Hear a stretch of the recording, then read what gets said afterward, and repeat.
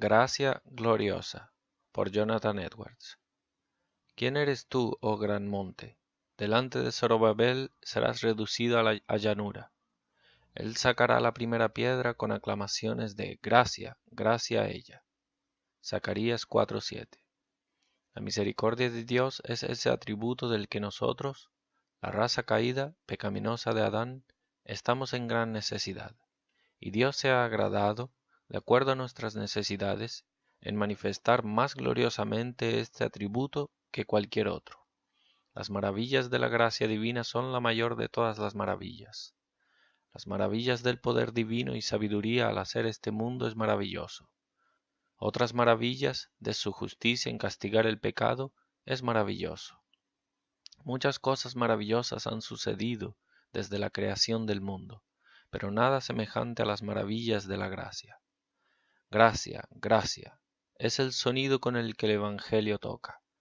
Gracia, gracia, será ese grito que tocará en el cielo para siempre, y probablemente lo que los ángeles contaron en el nacimiento de Cristo, de la buena voluntad de Dios para con los hombres. Es el mayor tema que ya ha sido registrado.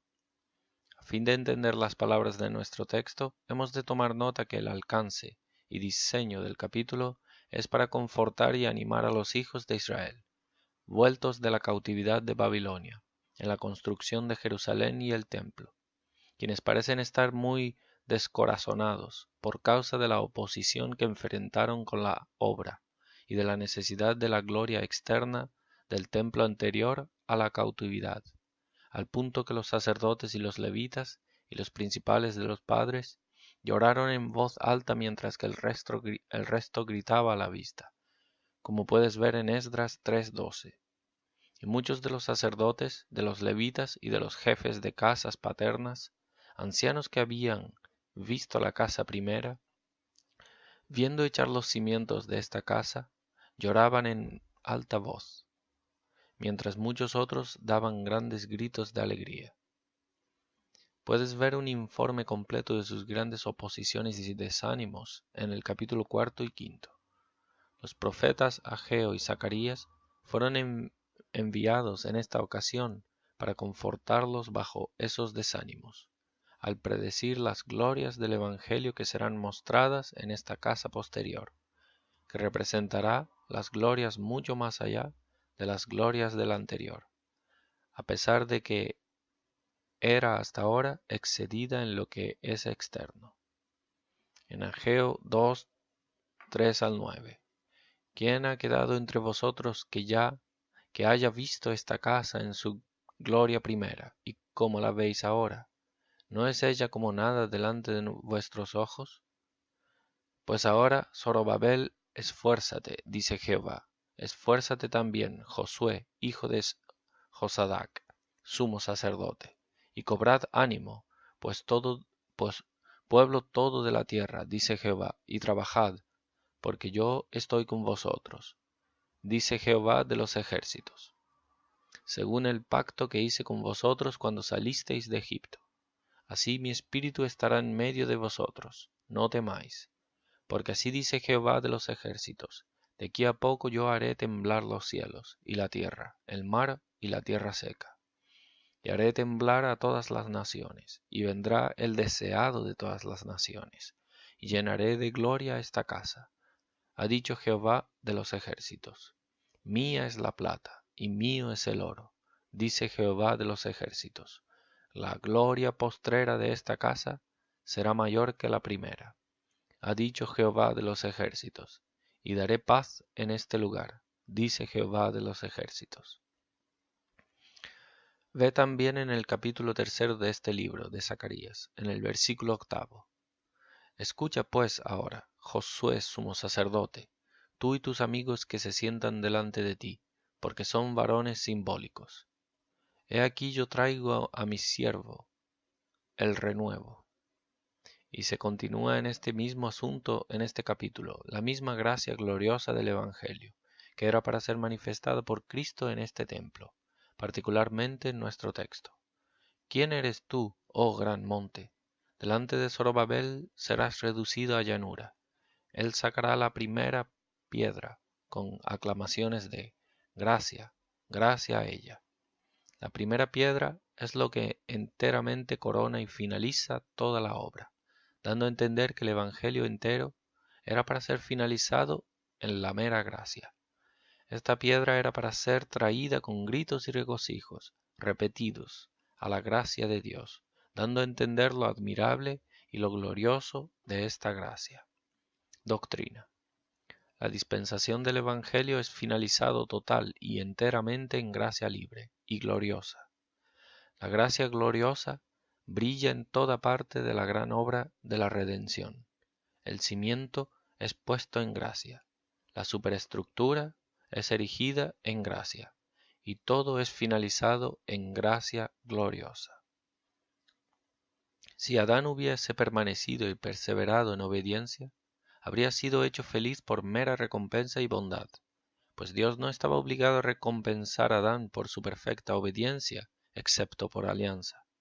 Pues Adán al permanecer no habría merecido la felicidad, pero aún así, esta gracia no sería tal como la gracia del Evangelio, pues él habría sido salvo por cuenta de lo que él mismo hizo, pero la salvación del Evangelio es dada completamente gratuitamente. Romanos 11:6. Y si por gracia, ya no es por obras, de otra manera la gracia ya no es gracia. Y si por obras, ya no es gracia, de otra manera la obra ya no es obra. Para que podamos dar una completa explicación de esta doctrina como podamos en poco espacio, primeramente mostraremos que la gracia libre brilla en las directas partes de esta obra maravillosa de la redención. Segundo, hablaremos un poco de la gloria de esta gracia. Primero, pero cuanto a lo primero, toda parte de esta obra fue realizada por mera gracia. Primero, fue de gracia libre que Dios tuvo cualquier pensamiento o diseño de rescatar a la humanidad después de la caída. Si no hubiera habido una inmensa fuente de bondad en Dios, Él nunca hubiera albergado cualquier pensamiento para nada de redimirlos después de nuestra deserción. El hombre era feliz lo suficiente al principio, y podría haber continuado así para toda la eternidad, si quisiese. Él no fue compelido a caer. Si no se hubiera voluntaria y de manera pecaminosa rebelado contra Dios, nunca habría sido expulsado, como un miserable indigno como era. Pero aunque Dios había sido tan rebosante en su generosidad a él para hacerle cabeza sobre la creación menor y gobernador de todas las demás criaturas, y había plantado un jardín a propósito para su deleite, y lo habría fijado en una felicidad eterna solamente con la condición razonable de su obediencia a las ordenanzas fáciles de su Hacedor, aun así, a pesar de todo, él se rebeló y se dio la vuelta, de Dios para el diablo, por una ambición perversa de ser un Dios mismo, no contento en ese estado feliz en que estaba como hombre, y así se rebeló contra la autoridad de Dios. Ahora, ¿quién sino Dios de gracia sin límites no habría sido provocado, después de esto, para dejarlo como él se encontraba, en el estado miserable que se buscó por su desobediencia, resolviendo no ayudarlo más, dejándolo para sí y para el castigo que merecía, dejándolo en las manos del diablo, donde fue lanzado, no quedándose contento en los brazos de su Creador? ¿Quién, sino alguien de gracia sin límites, habría albergado algún pensamiento de encontrar un camino para su recuperación? Dios no tenía ningún tipo de necesidad de nosotros o de nuestras alabanzas. Él tiene suficiente en sí mismo para sí mismo, y tampoco necesita o desea alguna adición de felicidad. Y si necesitase la adoración de sus criaturas, Él tenía millares y diez millares de ángeles. Y si no tuviese suficiente, Él podría crear más. O podría haber glorificado su justicia en la destrucción eterna y ruina, y habría con facilidad infinita creado otros seres, más perfectos y gloriosos que el hombre, para eternamente cantar sus alabanzas.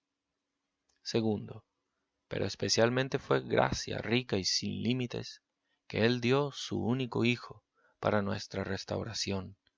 Por nuestra caída, somos lanzados tan bajos en el pecado y miseria, tan profundamente caídos en la mayor miseria y condición pecaminosa, que puede ser verdaderamente dicho, aunque todas las cosas son infinitamente fáciles para Dios con respecto a su omnipotencia, aun así con respecto a la santidad y justicia de Dios, Dios mismo no podría redimirnos sin un gran costo. No, no sin costos infinitos, o sea, no sin la presencia de eso que es de dignidad y valor infinito, hasta la misma sangre de su Hijo, y hablando propiamente, la sangre de Dios, de una persona divina. Esto era absolutamente necesario para nuestra redención, porque no había otra manera de satisfacer la justicia de Dios.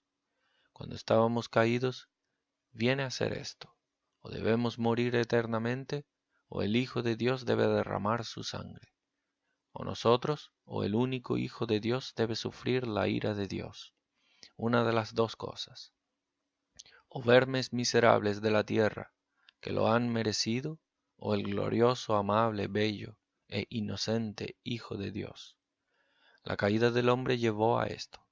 Debe ser determinado de una u otra forma, y fue determinado por la gracia extrañamente libre y sin límites de Dios, que este su propio Hijo muriese para que los vermes ofensores puedan ser liberados y puestos en libertad de sus castigos, y para que la justicia los pueda hacer felices. Aquí en efecto está la gracia. Podemos bien gritar gracia, gracia a esto. Los paganos solían reconocer que un único hijo muerto en sacrificio era el mayor don que podría ser ofrecido a los dioses. Era eso que solían a veces ofrecer en tiempos de gran angustia, y en algunas partes del mundo es constantemente en este día realizado. Pero tenemos una cosa más extraña que eso declarado a nosotros en el Evangelio. No que los hombres sacrificasen sus únicos hijos a Dios, sino que Dios dio su único hijo para ser muerto, un sacrificio por el hombre. Dios una vez ordenó a Abraham a ofrecer su único hijo a él, y probablemente la fe y amor de Abraham puede ser visto como maravilloso, que estuviese dispuesto a realizarlo. Hay pocos que lo harían en estos días, pero si te maravillas con eso, qué maravilloso es que, en vez de Abraham ofertar a su único hijo a Dios, Dios diese su único hijo para ser ofertado por Abraham y por cada hijo de Abraham. Ciertamente reconocerás que esto es una maravilla no para ser paralela. Y además, Dios no hizo esto por amigos, sino por enemigos y quienes lo odian. Él no lo hizo por súbditos leales, sino por rebeldes. Él no lo hizo por los que eran sus hijos, sino por los hijos del diablo. Él no lo hizo por los que eran excelentes, sino por los que eran más detestables que sapos y víboras. Él no lo hizo por los que podrían ser de alguna manera provechosos o ventajosos para él, sino por los que eran tan débiles que en vez de beneficiar a Dios, no eran capaces de en lo más mínimo ayudarse a sí mismos. Dios ha sido al hombre caído semejante don. Dios ha dado al hombre caído semejante don, de modo que no ha dejado nada para que el hombre haga, para que sea feliz, sino solamente recibir lo que le es dado. Aunque ha pecado, aún así, Dios no requiere ninguna enmienda para ser hecha por él. Él no requiere de él ninguna restauración. Si reciben de él a su Hijo, él no requiere ni dinero ni precio. No ha de hacer penitencia a fin de ser perdonado. Lo que Dios ofrece, él ofrece gratuitamente. Dios ofrece al hombre felicidad eterna por términos mucho más graciosos desde que ha caído que desde antes. Antes, él había de hacer algo para su felicidad. Él había de obedecer la ley. Pero desde que cayó, Dios le ofrece salvarlo por nada, solamente si recibe la salvación como es ofrecido o ofrecida, o sea, gratuitamente a través de Cristo, por fe en Él. Tercero, Fue por mera gracia que el Hijo fue tan libremente dispuesto a emprender nuestra salvación. Qué alegremente, sí, qué alegremente la emprendió, aunque Él mismo fuese la misma persona que iba a sufrir por el hombre, aunque Él mismo fuese soportar el pecado, y hecho pecado por Él, aún así que alegremente habla. Salmos 40, 7 y 8. Entonces dije, he aquí vengo, en el rollo del libro está escrito de mí, el hacer tu voluntad, Dios mío, me ha agradado, y tu ley está en medio de mi corazón. Él dice en Proverbios 8:31, mis delicias son con los hijos de los hombres. Pues así los amó, estuvo dispuesto a morir en su lugar, en vez de que fuesen miserables. Él libremente emprendió esto por mero amor y pena, pues él nunca fue y nunca será reembolsado por ellos por su sangre. Fue solamente para que pudiésemos ser felices. Cuarto, la aplicación de la redención del Evangelio por el Espíritu Santo es de mera gracia. Aunque Dios el Padre ha proveído un Salvador para nosotros, y Cristo ha venido y ha muerto, y no ver nada faltando sino nuestra recepción voluntaria y de corazón de Cristo, aún así pereceremos eternamente si Dios no es gracioso para con nosotros y no hace la aplicación de los beneficios de Cristo a nuestras almas. Somos dependientes de la gracia libre, hasta para la habilidad de echar mano en Cristo ya ofrecido. Así de integral es la dispensación del Evangelio de la mera gracia. Efesios 2, 8 al 10. Porque por gracia sois salvos por medio de la fe, y esto no de vosotros, pues es don de Dios. Es decir, seremos salvos gratuitamente y por nada si aceptamos a Cristo. Pero no somos capaces de hacer eso por nosotros mismos, sino que es el don libre de Dios, no por obras, para que nadie se gloríe, porque somos hechura suya, creados en Cristo Jesús para buenas obras, las cuales Dios preparó de antemano para que anduviésemos en ellas. Segundo, hablaremos brevemente de la gloria de esta gracia. Como la gloria del Evangelio es totalmente gratis. Por eso es gloriosa. Los ángeles se inclinaron, con ojos llenos de maravilla y alegría, mirar y gritar por alegría y admiración a su vista. Como las multitudes de las huestes celestiales gritaron al nacimiento de Cristo, clamando, Gloria a Dios en las alturas, en la tierra paz y buena voluntad para con los hombres. Bien puede la piedra clave de esta casa ser producida con gritos, clamores, gracia, gracia a ella. Todos los atributos de Dios ilustremente brillan en el rostro de Jesucristo, su sabiduría en ingeniar así su poder al conquistar la muerte y el diablo, y los corazones duros y rocosos de hombres depravados, su justicia al castigar los pecados de los hombres en vez de a su propio Hijo querido, que en vez de dejarlos ir sin castigarlo, pero más especialmente en su gracia, ese atributo dulce, ha magnificado su misericordia por encima de todos sus nombres. La gracia de Dios exhibida en el Evangelio es gloriosa, primero, por causa de su grandeza. Toda circunstancia del Evangelio sorprendentemente la realza.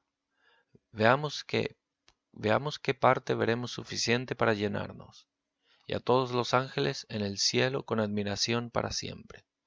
Si la consideramos como la gracia de Dios el Padre, y consideramos su grandeza, su santidad, su poder y justicia, inmensidad y eternidad, si diligentemente consideramos el ser grande que Él es, quien tuvo tal pena y compasión de la humanidad, es suficiente para asombrarnos. O, si nos consideramos en quienes este gran Dios ha otorgado esta gracia, no somos nada sino vermes, menos que vermes ante Dios, y no solo eso, sino vermes pecaminosos, vermes inflamados con enemistad contra Dios. Si lo consideramos por quien recibimos gracia, el Hijo de Dios quien hizo el cielo, y por su gran poder, igual con su Padre, si consideramos la grandeza de lo que hizo, murió con la más ignominia y dolor en nuestra naturaleza, infinitamente realza toda la gracia del Evangelio. Segundo, por causa del glorioso fruto de esto, no menos que la salvación y gloria eterna son los frutos de esta gracia del Evangelio. Adopción, unión con Cristo, comunión con Dios, la habitación interna del Espíritu Santo, la felicidad eterna, el placer del paraíso eterno, la nueva Jerusalén, la gloriosa y triunfante resurrección del cuerpo, y un reino eterno con Cristo, en la eminencia de gloria y placer y felicidad, no menos que estas cosas son los efectos de esta maravillosa gracia. ¿Qué diferencia vasta hay entre un pobre, miserable pecador, lleno de pecado, condenado al fuego eterno, y un santo brillando en ropas de gloria, y coronado con una corona de victoria y triunfo? Pero no hay menos diferencia que esto. Es hecho en el mismo hombre por la gracia de Dios en Cristo. Aplicación. 1. Con esto aprendemos lo que con esto aprendemos con esto aprendemos los que deshonran a Dios y al Evangelio, quienes dependen de algo más excepto de la mera gracia.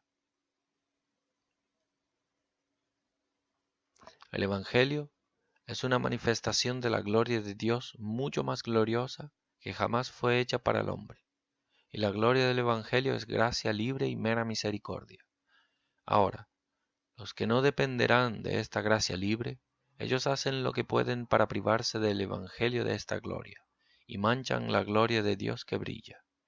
Le quitan la alabanza, gloria y honor que es debida a Dios por su gracia libre y misericordia a los hombres, y se establecen como los objetos de ello, como si la salvación al menos parcialmente fuese debida a lo que han hecho.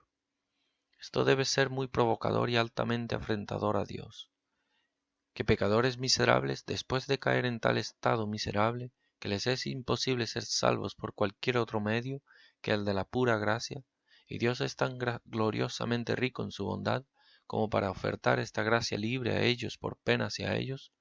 Qué provocador debe ser para Dios que estos miserables, impotentes, desgraciados, atribuyan sus salvaciones a ellos mismos. No es una oportunidad para comprar y obtener nuestra propia salvación que Dios ofrece, sino una oportunidad para echar mano de esa salvación que ya está traída y obtenida por nosotros. Ni tampoco somos capaces de hacer esto por nosotros mismos. Es el don de Dios. Hay algunos que esperan ser salvos bien de otra forma que la que el Evangelio propone, es decir, por sus justicias propias, por ser tan buenos y hacer tan bien, como para que Dios tenga sus bondades como suficientes para contrabalancear sus pecados que han cometido, y de este modo igualan sus bondades propias en valor con la sangre de Cristo. Este concepto es muy apto para entrar en el corazón orgulloso del hombre. Algunos abiertamente profesan ser capaces de merecer la salvación, como papistas.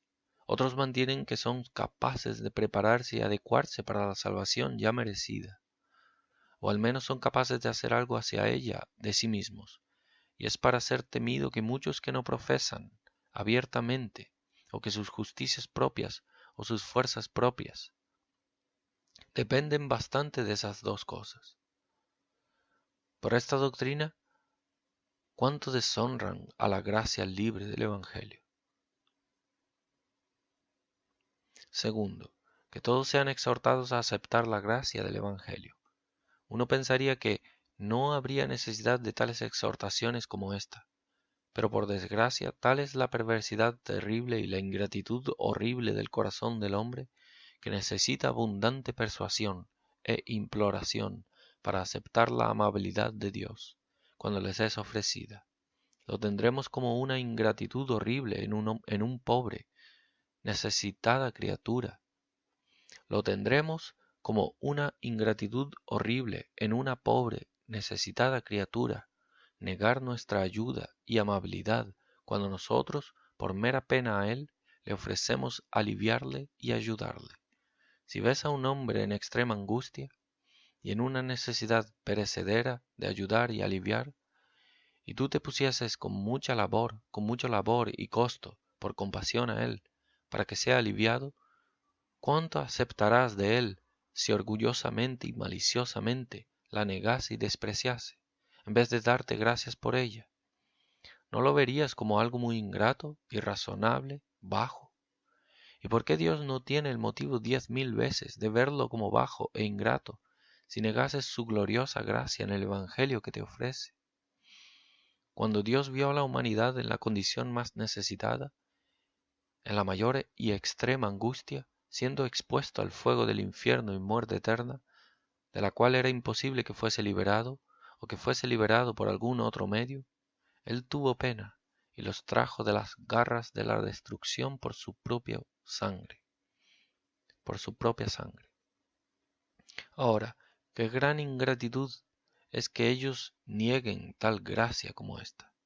Pero así es, multitudes no aceptarán un don gratis de las manos del Rey del mundo. Tienen la audacia, la presunción horrible, como para negar una amabilidad ofrecida por Dios mismo, y no aceptar un don de las manos de Jehová, ni de su propio Hijo igual con él mismo. Sí, no lo aceptarán, aunque muera por ellos. Sí, aunque muera una muerte lo más atormentadora, aunque muera para que los pueda liberar del infierno y para que puedan tener el cielo, no aceptarán este don, aunque estén en tal necesidad de ello, de que deben ser miserables para siempre sin ello. Si aunque Dios el Padre los invite aunque Dios el Padre los invite e importune, no lo aceptarán, aunque el Hijo de Dios mismo toque y llame a sus puertas, hasta que su cabeza esté empapada de rocío y sus cabellos empapados de la humedad de la noche, razonando y suplicando con ellos para aceptarle por sus propios bienes. Aunque haga tantas promesas gloriosas, aunque insista en muchos beneficios preciosos para tentarlos a la felicidad, probablemente por muchos años juntos, todavía obstinadamente rechazan todo. ¿Ha sido ya escuchada tal ingratitud? ¿Puede ser concebida una mayor? Es una pregunta aquí. ¿Ha sido ya escuchada tal ingratitud? ¿Puede ser concebida una mayor? El que Dios haría para ti o por ti, para que la aceptes. ¿Es el don que ofrece demasiado pequeño? ¿Qué piensas que es demasiado pequeño para que lo piensas que es demasiado pequeño para que lo aceptes? ¿No te ofrece Dios a su Hijo? ¿Y qué podría Dios ofrecerte más? Si podemos decir que Dios mismo Sí, podemos decir que Dios mismo no tiene un don mayor para ofrecer. ¿No es el Hijo de Dios suficiente para ti, que no lo aceptarás? ¿No murió y qué podría hacer más? Sí, podemos decir que el Hijo de Dios no podría hacer nada mayor por el hombre. ¿Lo rechazas porque quieres ser invitado y cortejado? Repito, ¿lo rechazas porque quieres ser invitado y cortejado? Puedes escucharlo día tras día, te invitando si escucharas. ¿O es porque no estás en necesidad de la gracia de Dios? ¿No la necesitas tanto como para que debas recibirla o ser condenado para toda la eternidad? ¿Y qué necesidad mayor puede posiblemente haber? Desgraciadamente, criaturas miserables que somos, en vez del don de Dios ofrecido en el Evangelio, no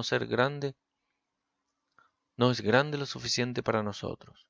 No somos dignos de nada en absoluto. Somos menos que la menor de todas las misericordias de Dios. En vez de merecer la muerte del Hijo de Dios, no somos dignos de la menor migaja de pan, la menor gota de agua o el menor rayo de luz. En vez de Cristo, no haber hecho lo suficiente para nosotros al morir, en aquel dolor e ignominia, no somos dignos de que nos mire tanto, en vez de derramar su sangre. No somos dignos de que Cristo haga una oferta del menor beneficio, en vez de su tan larga exhortación para que seamos eternamente felices. Quienquiera que continúe a rechazar a Cristo, encontrará a partir de ahora que, en vez de no tener ninguna necesidad de Él, la menor gota de su sangre habría sido de más valor para ellos que todo el mundo. Por lo tanto, que ninguno sea tan ingrato a Dios y tan insensato como para rechazar la gloriosa gracia del Evangelio. Tercero, que los que han sido hechos participantes de esta libre y gloriosa gracia de Dios, pasen sus vidas en muchas alabanzas y aleluyas a Dios, por las maravillas de su misericordia en sus redenciones. Para ti, oh redimido del Señor, se aplica más directamente esta doctrina. Tú eres de los que han sido hechos participantes de toda esta gloriosa gracia que han escuchado ahora. Es de ti que Dios ha albergado pensamientos de restaurar después de tu miserable caída en depravación y corrupción terrible, y en peligro de la miseria terrible que inevitablemente acompaña. Es para ti en particular que Dios dio su Hijo, sí, su único Hijo, y lo envió al mundo. Es por ti que el Hijo de Dios tan gratuitamente se entregó. Es por ti que nació, murió, resucitó y ascendió e intercede. Es por ti que ahí la libre aplicación del fruto de estas cosas es hecha. Todo esto es hecho perfectamente y totalmente gratuitamente, sin ninguno de tus desamparos, sin ninguna de tus justicias o fuerzas. Por lo tanto, que tu vida sea pasada en alabanzas a Dios. Cuando lo alabes en oración, que no sea con frialdad e indiferencia. Cuando lo alabes en tu cuarto, que toda tu alma esté activa en ello. Cuando lo alabes en cantos, no hagas apenas un ruido, sin conmoción de afecciones en el corazón, sin ninguna melodía interna. Ciertamente tienes razones para gritar, clamar, gracia, gracia, sé la piedra clave del templo. Ciertamente no te falta misericordia y abundancia para alabar a Dios, solamente un corazón y afecciones vivas con las que alabarlo. Ciertamente, si los ángeles están tan asombrados de la misericordia de Dios hacia ti, e incluso gritan con alegría y admiración a la vista de la gracia de Dios hacia ti, tú mismo, a quien esta gracia es otorgada, tienes mucha más razón para gritar. Considera que gran parte de tu felicidad en el cielo, para toda la eternidad, consistirá en esto, en alabar a Dios, por su libre y gloriosa gracia al redimirte. Y si pasasen más tiempo con eso en la tierra, descubrirás que este mundo sería mucho más celestial para ti que lo que es. Por lo tanto, no hagas nada mientras estés vivo, sino hablar y pensar y vivir las alabanzas de Dios.